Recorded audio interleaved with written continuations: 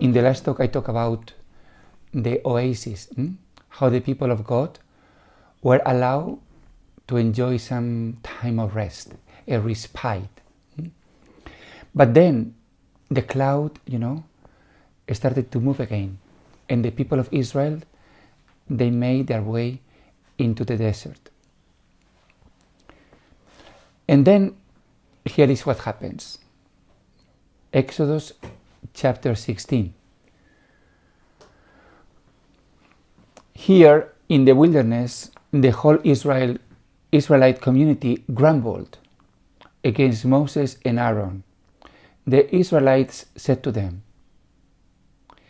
"If only we had died at the Lord's hand in the land of Egypt, as we sat by our kettles of meat and ate our fill of bread. But you have led us into this wilderness to make this whole assembly die of famine." Then the Lord said to Moses, "I'm going to rain down bread from heaven for you. Each day the people are to go out and gather their daily portion. Thus will I test them, to see whether they follow my instructions or not. On the sixth day, however, when they prepare what they bring in, let it be twice as much as they gather on the other days." This text is very rich, and there is also a parallel in Numbers that I'm also going to read. Numbers chapter 11, verse 4 to 9. The riffraff among them were so greedy for meat that even the Israelites lamented again. "If only we had meat for food. We remember the fish we used to eat without cost in Egypt, and the cucumbers, the melons, the leeks, the onions, and the garlic. But now we are famished. We have nothing to look forward but this manna." Manna was like coriander seed and had the appearance of bdellium. When they had gone about and gathered it up, the people will grind it between millstones or pound it in a mortar, then cook it in a pot and make it into loaves with a rich, creamy taste. At night, when the dew fell upon the camp, the manna also fell.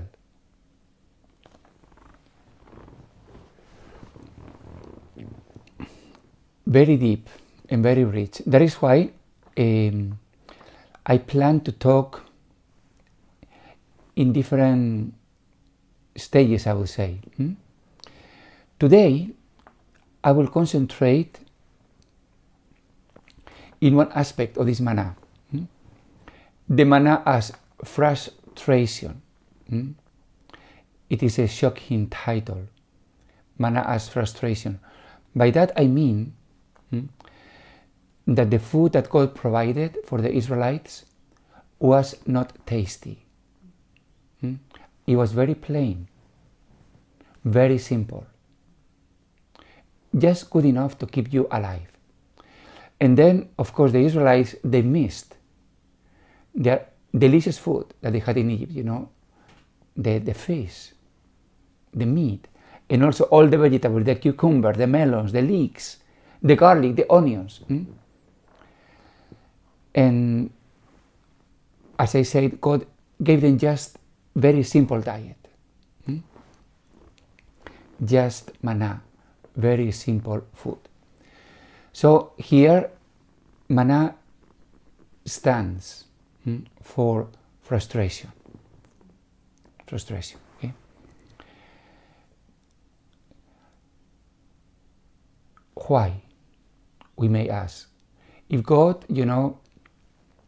has already started to be good to the people, to be a loving God, an amazing God, Why God, it seems that He is doing things in a funny way. First, He releases the people of Israel, from Egypt, and now that they are free, why not provide them with the best?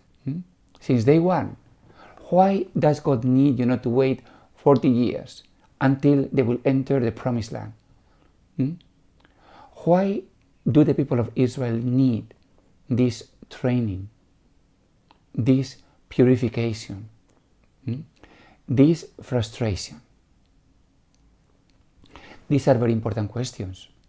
Not because we want to know what happened in the past, or try to understand only just out of a kind of curiosity, but because what happened then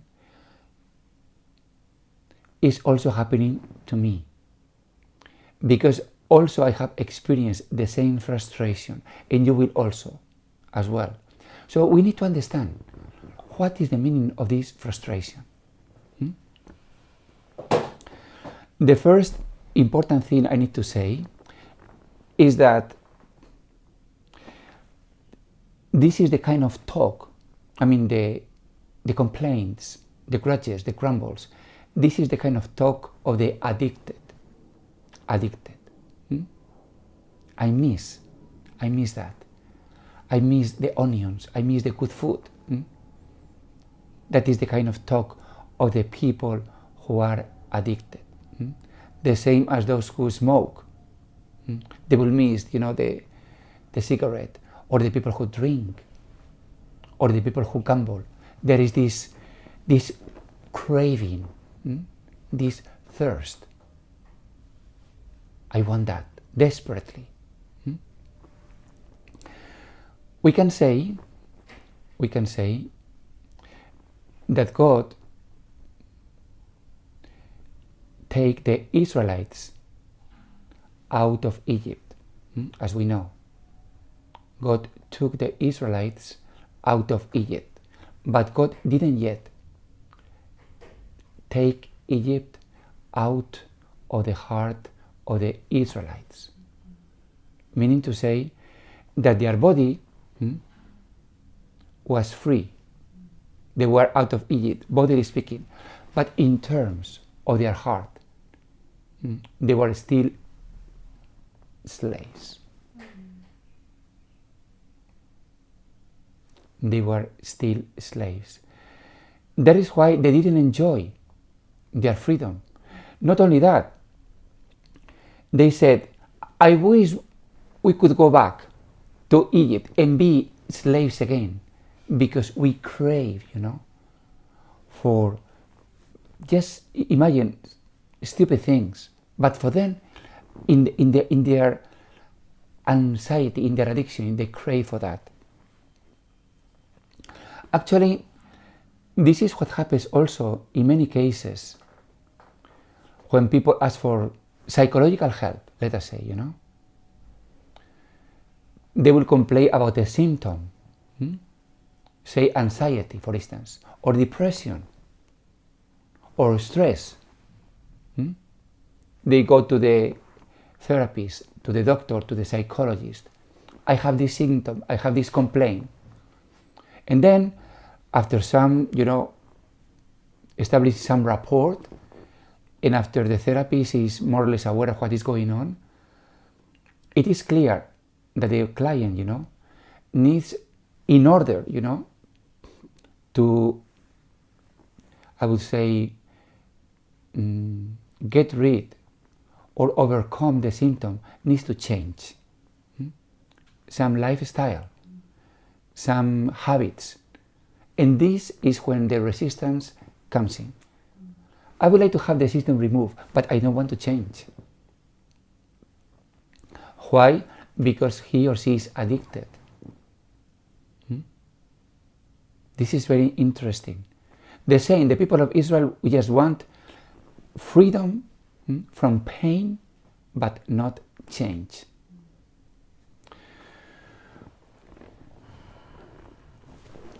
That is why God needed to frustrate. At this point, we need to ask, what is frustration? When we hear this word, it is a very unpleasant word, just to the taste, just to the ear. Frustration, I feel frustrated. That means that something I want, I cannot get. Or something bad, I cannot get relief from it. In other cases, I am frustrated. So frustration means a very unpleasant, condition and very unpleasant state of things. The opposite of frustrated is satisfied, happy, either because I have been relieved of pain or because I have been able to achieve what I wanted, to get what I want.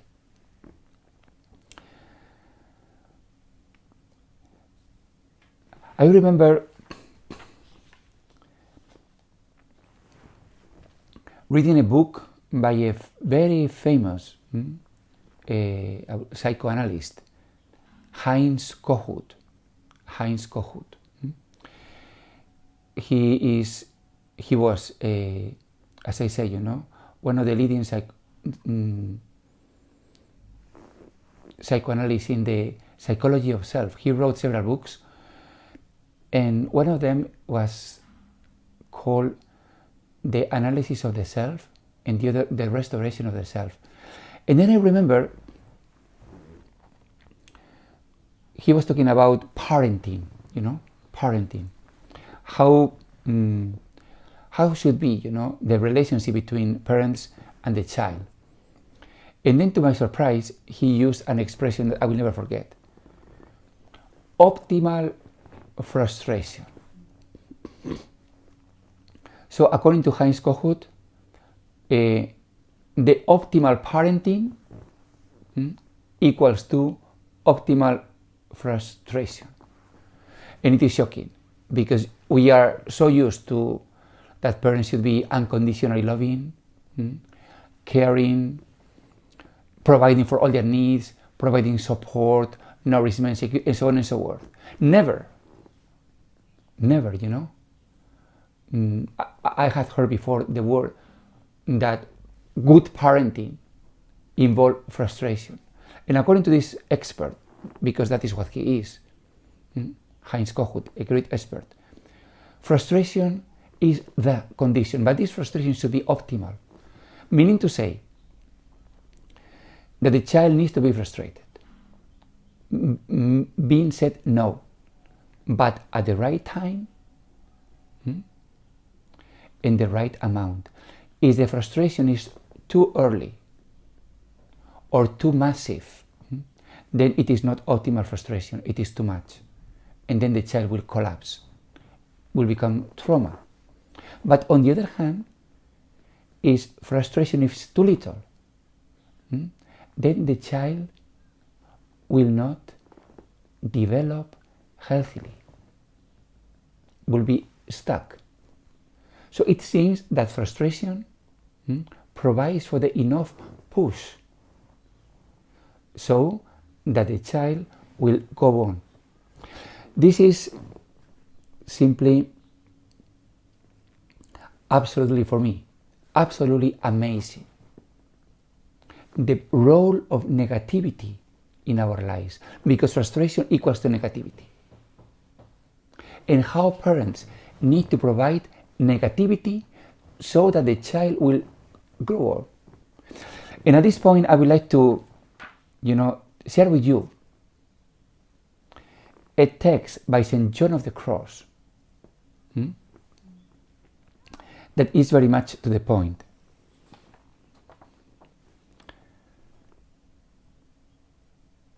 St. John says, in the dark night of the soul, book 1, chapter 1. It must be known then that the soul, after it has been converted to the service of God, is spiritually nurtured and caressed by God. even as is the tender child by its loving mother. But, attention, as the child grows bigger, the mother gradually ceases caressing it. Here starts the frustration.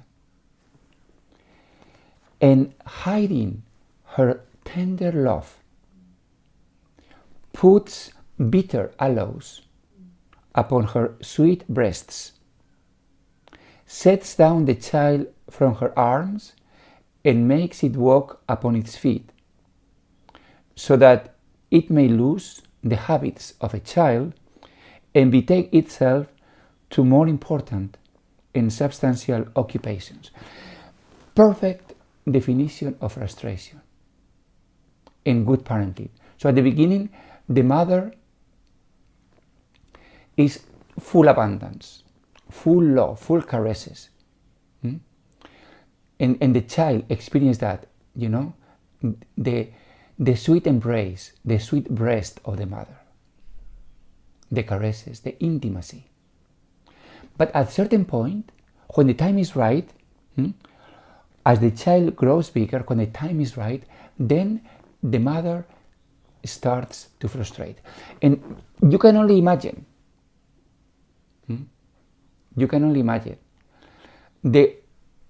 the most painful reaction of the little child, that instead of the sweet breast, experience bitter aloe. So that, disgusting. It must be terrible for the child. But this frustration is the condition for the child to grow. Of course, we have forgotten. But it happens like that all along the way, all the psychological way up. And spiritually speaking, is exactly the same. So what I want to say here is that frustration is negativity, is unpleasant, is just the manna. Enough food for you to eat and keep you up and running, but tasteless. So you miss that. Is that bad? It is not bad. Because somehow it will let you to get detached from the attachment. So again, this is a very interesting topic, the attachments, the addictions. Anyone who has heard anything, about spirituality, there is always the issue of the attachments. And you know that for Buddhists, attachments is the core, the center, of the spiritual practice. According to them, suffering comes from attachments. Life is suffering, and suffering comes from attachments. Freedom from attachments means freedom from suffering. So everyone knows that there is always a problem with attachments, and it is true. Because attachments mean somehow lack of freedom, addiction, being a slave.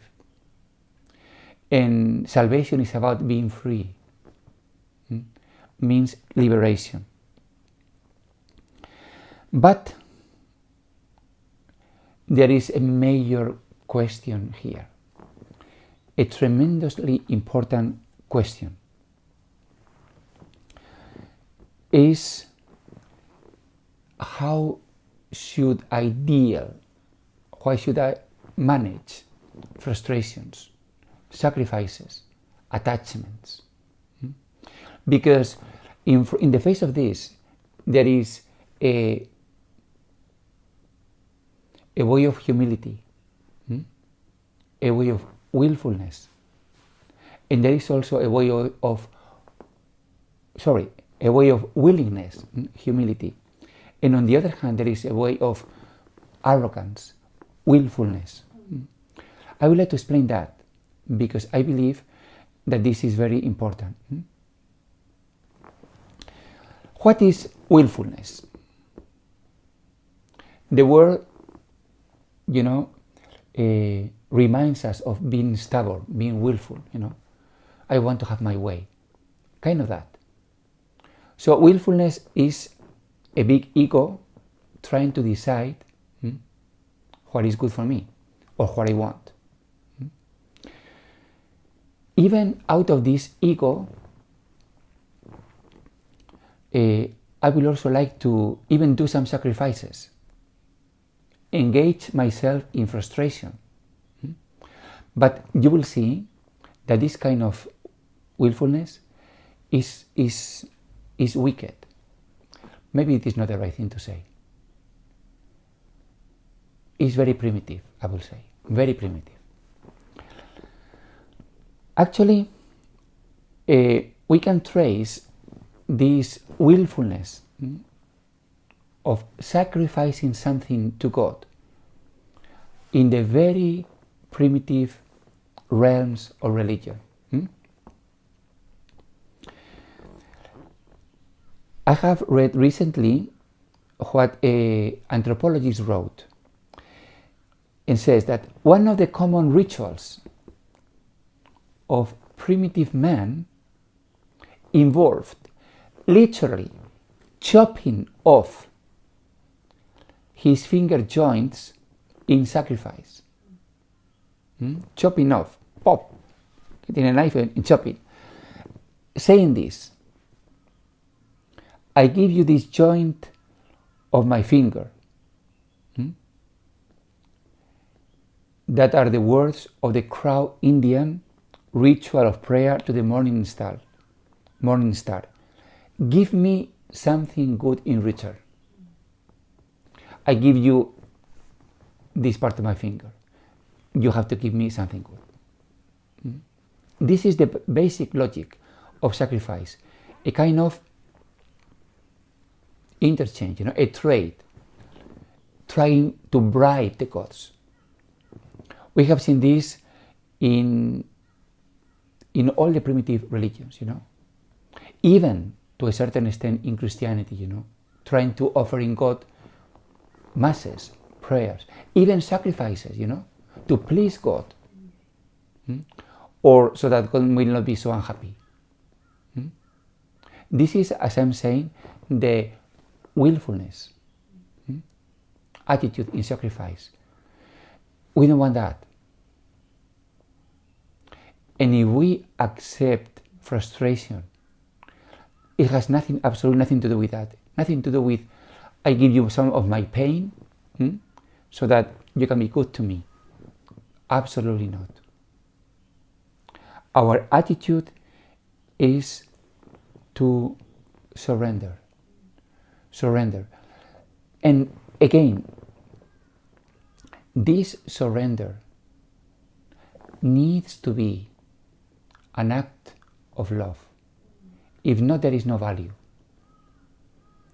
So if God, demands something from you, then you will give to Him. The best example for us, the best example is Abraham, and of course Jesus. So Jesus is the one in which these words were fully fulfilled. Jesus gave everything to God, not as a way, to please Him, but as out of love. He surrendered Himself. And sometimes, sometimes in our human and spiritual development, we are required to surrender, to let go of substitutes, as we have said before, And this substitute can be our health, can be things we care very much about, our possessions, either mental or physical possessions. Anything that God may ask from us, and it will be painful. Of course, it will be painful. But to the extent that they are not ultimate, it can be done. There is something that I also would like to emphasize so much is that God will demand something from us, but when we are strong enough to die. Strong enough to die. What do I mean by that? What I mean is that certain sacrifices or certain frustrations, if we are not mature enough, we are not in a position to surrender. Here there is I want to read to you a text also by a psychiatrist, Alice Miller. I enjoy so much these few lines. She says, "We resist new exhortations if moral demands were frequently imposed on us at too young an age." What demands? Love of one's neighbor, altruism, willingness to sacrifice. How splendid these words sound, and yet what cruelty can lie hidden in them, because simply they are forced upon a child at a time when the prerequisites for altruism cannot possibly be present. Coercion often frustrates the development of these prerequisites, and what then remains is a lifelong condition of strain. Amazing. So, even wonderful things like the love of the neighbor, the forgiveness of neighbor, if it is required from a child when the child is too young, too immature, in spite of the beauty of these ideals, if we try to push, then there is incredible cruelty. We should wait. First, nourish the child, and then demand. When the child is strong enough to surrender, to die, to that particular thing. I believe that this is something that good educators know so well. When the child is strong enough to die. And I have experienced also this myself in my own life. As I say always again, God has given me first, abundantly. And then, when I was strong enough to die, then He has asked for me. And then there is no violence. Otherwise, it will destroy. It will destroy the person with no spiritual benefit. Let me also read to you another text from a great Dominican, Johannes Tauler. He says, "This dying has many degrees, and so has this life. The stronger the death, the more powerful and thorough is the corresponding life. The more intimate the death, the more inward is the life. Each life brings strength and strengthens to a harder death. When a man dies to a scornful word, bearing it in God's name, or to some inclination inward or outward, acting or not acting against his own will, be it in love or grief, in word of act, or if he denies his desires of taste of sight, or makes no excuses when wrongly accused, or anything else, whatever it may be, it is harder at first to one who is not accustomed to it and unmortified than to him who is mortified. A great life makes reply to him who dies even in the least things, a life which strengthens him immediately to die a greater death." Beautiful. Here, this is exactly the wonderful logic of our spiritual and also psychological development. death and resurrection. Death and resurrection. What is death? Accept in us frustration. Accept in us negativity. Are we destroyed by this death? Are we destroyed by this negativity? By this frustration? The answer is, it depends. It depends. There are chances that I can be destroyed. If I am saying, I cannot accept it. If I am too weak, if I am too vulnerable. But if the time is right, if I have faith enough in God, if I surrender, if I am patient, if I am humble, then death, as Jesus said, produces much fruit, a necessary death for the necessary resurrection. My dear friends, this is the path to freedom. There is no other. This is the path to being weaned, as for a little child. The people of Israel, they had to overcome their abstinence syndrome as any addict.